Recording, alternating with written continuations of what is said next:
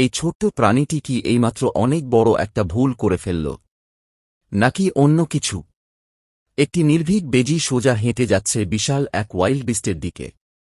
Wild বিস্টের একটিমাত্র লাথি তার জীবন শেষ করে দিতে পারে। তাহলে সে পালাচ্ছে না কেন?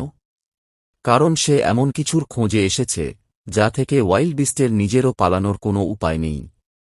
ওই ঘন পশমের নিচে লুকিয়ে আছে রক্তে ভরা শতত উকুন বা পরজীবী পোকা, যা প্রতিদিন ওয়াইল্ড বিস্টের রক্ত চুষে খাচ্ছে।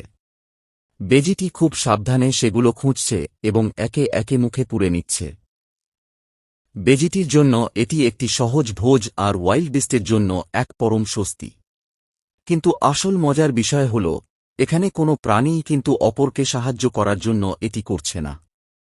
তারা কেবল নিজেদের স্বার্থটাই দেখছে।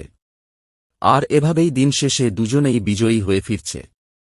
প্রকৃতি সবসময় বন্ধুত্বের টানে চলে না, মাঝে মাঝে এটি চলে একদম নিখুঁত লেনদেনের ওপর।